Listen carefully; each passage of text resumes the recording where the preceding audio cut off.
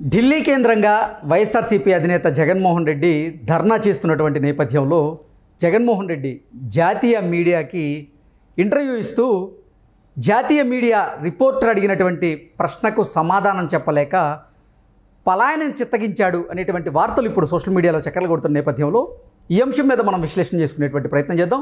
ప్రస్తుతం మనతో పాటు ఉన్నారు ప్రముఖ రాజకీయ విశ్లేషకులు జగదేవ్ గారు. ఆయనతో మాట్లాడదాం. జగదేవ్ గారు నమస్తే అండి. నమస్తే అండి. జగదేవ్ గారు, ఢిల్లీ కేంద్రంగా చేసుకొని జగన్మోహన్ రెడ్డి ధర్నా చేస్తూ ఉన్నారు. అలాగే జాతీయ మీడియాకు కూడా వరుసగా ఆయన ఇంటర్వ్యూలు ఇస్తున్నటువంటి నేపథ్యంలో జాతీయ మీడియాకు సంబంధించినటువంటి ఒక రిపోర్టర్ అడిగినటువంటి ప్రశ్నకు జగన్మోహన్ రెడ్డి సమాధానం చెప్పలేక పలాయనం చిత్తగించారు, ఆ ఇంటర్వ్యూ నుంచి పరారయ్యారు అనేటువంటి వార్తలు ఇప్పుడు సోషల్ మీడియాలో చక్కర్లు కొడుతూ ఉన్నాయి. మీ హయాంలో అంటే జగన్మోహన్ రెడ్డి ముఖ్యమంత్రిగా ఉన్న సమయంలో జరిగినటువంటి హత్యల గురించి మీరు ఎందుకు మాట్లాడడం లేదు అంటూ ఆ రిపోర్టర్ జగన్మోహన్ రెడ్డిని ఒక ప్రశ్న అడగగా జగన్మోహన్ రెడ్డి అసహనంతో ఆ ఇంటర్వ్యూ నుంచి వెళ్ళిపోయారనేటువంటి వార్తలు వస్తున్న నేపథ్యంలో దీని మీద మీ విశ్లేషణ ఏంటి? ఖచ్చితంగా వెళ్ళిపోయి ఉంటారు. లేదంటే అక్కడ కూడా ఆ రిపోర్టర్ టీడీపీ కూడా అని గట్టిగా ప్రశ్నించుంటే వాళ్ళేమో తెలుగులో అయితే. సో నేషనల్ మీడియా కాబట్టి ఖచ్చితంగా ఇంగ్లీష్ అంటే మీరు అన్నట్లుగా వైఎస్ఆర్సీపీకి సంబంధించినటువంటి సోషల్ మీడియా కూడా దాన్ని అలాగే ట్రోల్ చేస్తున్నారు. ఆ ఛానళ్ళు ఎన్డీఏ కూటమికి సపోర్ట్ చేసే ఛానళ్ళు కాబట్టే కూటమికి కోసేవాళ్ళు కాబట్టి ఇలా మాట్లాడుతున్నారు అంటున్నారు. ఇప్పుడు క్లియర్గా ఇంతకుముందే ఒక యూట్యూబర్ పెట్టినది చూశాను. అసెంబ్లీ ముందు నిన్న లేదా మొన్న మధుసూదన్ రావు అని చెప్పి ఆ పోలీస్ ఆఫీసర్ మీద గట్టిగా కేకలేస్తూ మా టైం కూడా వస్తుంది అని. మరి గతంలో ఎన్ని జరిగాయి? చంద్రబాబు నాయుడు లాంటి వ్యక్తిని కూడా సమయం సందర్భం లేకుండా ఎర్లీ అవర్స్ 3 గంటలు ఎక్కువజామున అర్ధరాత్రి దాటిన తర్వాత ఆ టైంలో అరెస్ట్ చేయడము, జగన్ తర్వాత పవన్ కళ్యాణ్ని వైజాగ్లో హౌస్ అరెస్ట్ చేయడము, తండ్రి అరెస్ట్ చేయడని చెప్పి లోకేష్ బయలుదేరితే అక్కడక్కడ పోలీసులు ఆపేయడము, ఇవన్నీ ఏంటి? అలా కాక దళితుల్ని చాలామంది చనిపోవడము, తర్వాత టీచర్సు సెక్రటేరియట్ ముట్టడైన సందర్భంగా వెళ్తే ఎక్కడెక్కడ లాడ్జీలో ఉన్న టీచర్స్ కూడా బలవంతంగా తీసుకొని హౌస్ అరెస్ట్ చేయడము, ఇవన్నీ ఏంటివి? మా గుర్తులేదు ఇవన్నీ. సో మొన్న ఇంతకుముందు కూడా యూట్యూబర్ పెట్టింది ఏంటంటే ఆ మధుసూదన్ రావు అని అంటే యాక్చువల్గా ఆయన మధుసూదన్ రావు కాదు, ఆయన పేరు సుధాకర్ ఏదో ఉంటా, ఆ ఆఫీసర్ పేరు, పోలీస్ ఆఫీసర్ పేరు. అంటే మధుసూదన్ రావు అంటే ఈయనకి ఇచ్చిన స్క్రిప్ట్ అదే బట్టి పెట్టాడు, అదే చెప్పాడు అని చెప్పి ఆ యూట్యూబర్ చెప్తున్నాడు. మేబీ అయి ఉండొచ్చు. అది అయ్యి అంత సీరియస్గా ఆయన మరుక్షణం పేపర్లు పక్కడికి ఇచ్చేసారు, పక్క వెళ్ళిపోయాడు ఆయన. అంటే యాక్షన్ కట్ చూసారా, సినిమాల్లో డైలాగ్ చెప్పి వెంటనే మళ్ళీ రిలాక్స్ అయిపోతారు, కట్ ఓకే సార్ అనగానే ఫ్రీ అయిపోతారు. అలాగా ఈయన యాక్షన్ పార్ట్ చేశాడు తప్ప ప్రాక్టీస్ చేసి వచ్చింది చెప్పినట్టే ఉంది. అంటే పోలీసులకి పాఠాలు నేర్పించేటువంటి ప్రయత్నం చేశారు. మీ టోపీ మీద ఉన్నటువంటి 3 సింహాలకి అర్థం తెలుసా మీకు అంటూ, అంటే ఆ 3 సింహాలకి అర్థం చెప్పేటువంటి ప్రయత్నం జగన్మోహన్ రెడ్డి చేసినట్లుగా చాలా అదే అంటున్నాను కదా.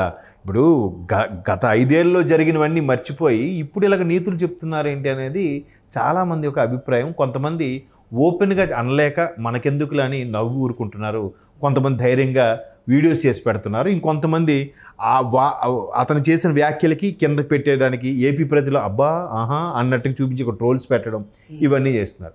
ఇప్పుడు ఈయన ప్రయత్నం ఏంటంటే గతంలో చంద్రబాబు నాయుడు గారు అరెస్ట్ అయినప్పుడు ఏదైతే లోకేష్ గారు ఢిల్లీలో ధర్నా చేసి ఢిల్లీ పెద్దలకి ఈ విషయాన్ని వివరించి తర్వాత నేషనల్ మీడియాకు కొన్ని ఇంటర్వ్యూస్ ఇచ్చాడు ఆయన. సో ఇక్కడ కూడా ఈయన ఇచ్చే ప్రయత్నంలో భాగంగా అయినప్పుడు ఖచ్చితంగా రిపోర్ట్ అడుగుతారు. మరి గత 5 ఏళ్ళలో జరిగింది ఏమిటి తెలీదా? ఇప్పుడు మొన్న రీసెంట్గా ఒక నేషనల్ మీడియాలో ఆయన చేసిన అరాచకాలకు సంబంధించి ఒక పెద్ద ఏవిఐ ప్లే చేశారు.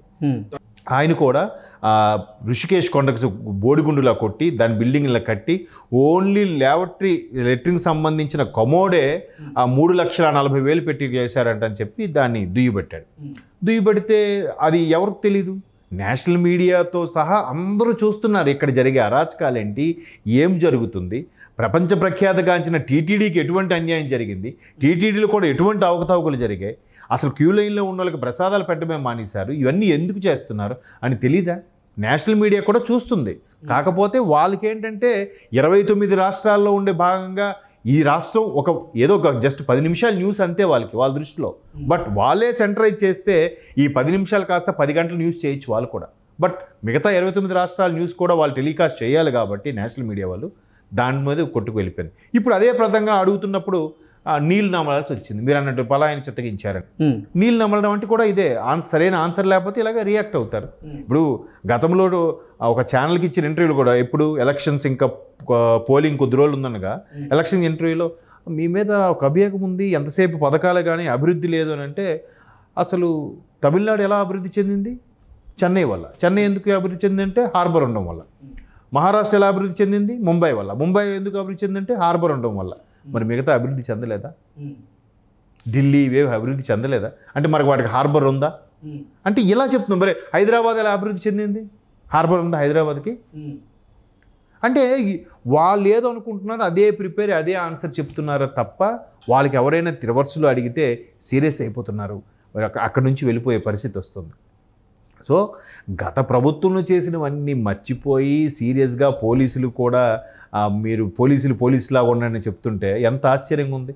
నిన్న లేదు మొన్న మదనపల్లిలో ఒక స్ట్రాంగ్ రూమ్ అనుకునే డాక్యుమెంటరీ బేస్డ్ రూమ్ కూడా తగలబడిందంటే ఇంకా ప్రభుత్వంలో గత ప్రభుత్వానికి కొమ్ము కాసేవాళ్ళు, గత ప్రభుత్వం యొక్క మోచేతి నీళ్ళు తాగే వాళ్ళు ఉన్నారనే కదా.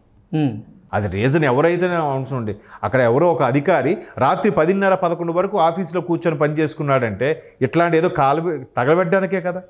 లేకపోతే ప్రభుత్వ ఉద్యోగి రాత్రి 11 గంటల వరకు ఎవరు పని చేస్తారండి? సాయంత్రం 6 అయితే జంప్ అయిపోయేవాళ్ళు. ఎప్పుడైనా ఆడిటింగు లేదంటే ఇంకేదైనా ఇష్యూస్ మీద ఉంటే ఉండొచ్చు కాక.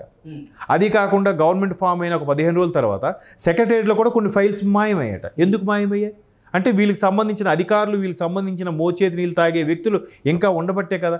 ఇవన్నీ మర్చిపోయి అరే కూటమి ప్రభుత్వం ఏదో నిజంగా కూటమిలో మా మీద ఇంత బాధ్యత పెట్టారు, ఈ బాధ్యత మేము ఎలా ఓవర్కమ్ అవ్వాలి, గడిచిన 10 ఏళ్ళు అయిపోయింది, వెనక్కి వెళ్ళిపోయింది, మరలా క్యాపిటల్ ఎస్టాబ్లిష్ చేయాలి, అప్పులన్నీ పోడ్చాలి, రెవెన్యూ జనరేట్ చేయాలి, వాళ్ళు ఏదో ఫ్రస్ట్రేషన్ మాట్లాడుతున్నారు, వాళ్ళు కవ్వింపు చర్యలు దిగుతున్నారు, మీరు అవి పట్టించుకోకండి, మన ముందు ఉండేది ఇప్పుడు ప్రజలు మన మీద పెట్టిన బాధ్యత అంటూనే మెల్లమెల్లగా శ్వేతపత్రం రిలీజ్ చేస్తున్నారు. కానీ వీళ్ళ అవకతవకల గురించి ఇంకా కాన్సన్ట్రేట్ చేయలే. కేవలం ప్రభుత్వ పరంగా జరిగిన అవకతవకల మీదే శ్వేతపత్రం రిలీజ్ చేస్తున్నారు. ఎవడిని తిన్నాడు, ఎన్ని స్కామ్ జరిగింది, ఎవడి మీద ఏ చర్యలు తీసుకుందాం, దాని మీద సిబిఐ వేద్దామా, సిఐడి ఎంక్వైరీ వేద్దామా, అవి ఇంకా ప్రభుత్వం దృష్టి పెట్టలే. అవి పెట్టకముందే వీళ్ళు ఇంత భయపడిపోతున్నారంటే ఏదో జరుగుతుంది. లేకపోతే అసలు దేశంలో ప్రభుత్వం ఉందా లేదా, అసలు రాష్ట్రంలో ప్రభుత్వం ఉందా లేదా, మేము కూడా భారతీయులమే, మమ్మల్ని కరుణించండి, రాష్ట్రపతి గారు రాష్ట్రపతి పరిపాలన చూడండి. మొన్న ఒక ఆయన ఎవడో చెప్తున్నాడు, జగన్మోహన్ రెడ్డి రిక్వెస్ట్ చేశారు త్వరలో ఆంధ్రప్రదేశ్ రాష్ట్రపతి పాలన వచ్చేస్తుందంట. ఏంటి మరి గత 5 ఏళ్ళకైతే ఏ పాలన రావాలి?